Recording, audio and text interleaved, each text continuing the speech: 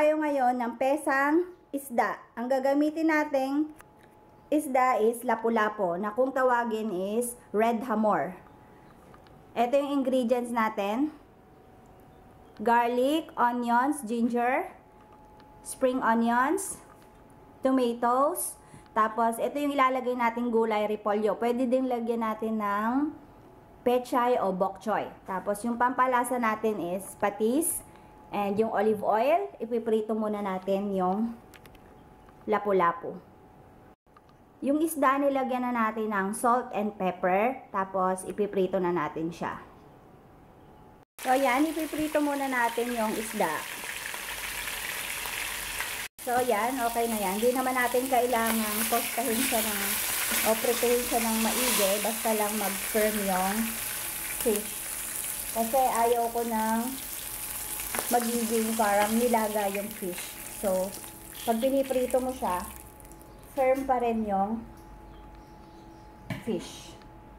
So, ito na yung last batch natin.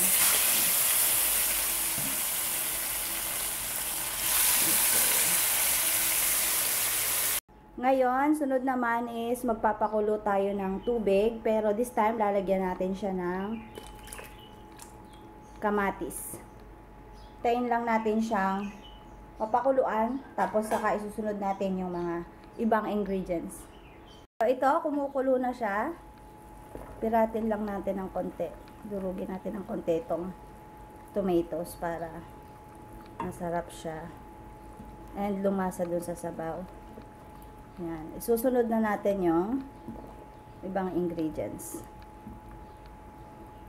Okay. Kita nyo, sumama na siya. So, isusunod na natin yung garlic, ginger, and onion.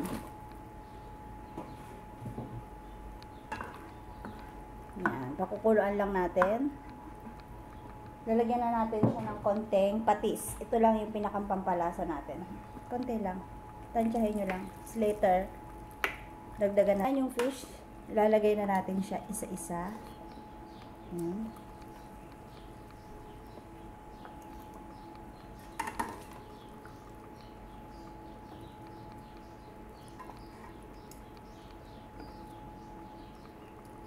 Okay, so yan na.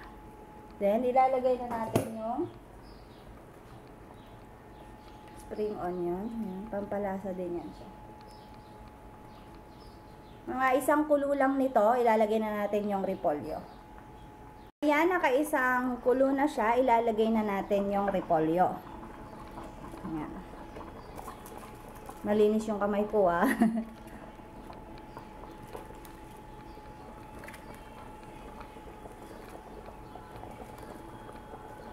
Panghuli natin. Yan. Tapos, tatakluban natin siya. Mga isang kulo lang ulit.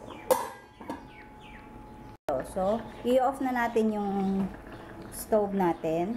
Yan. Kasi, mainit pa yung kawali. So, yan. Kumukulo na siya ng mga isang kulo nito after natin na ilagay yung repolyo. So, this time, pwede natin na siyang tikman at tingnan natin kung anong kulang.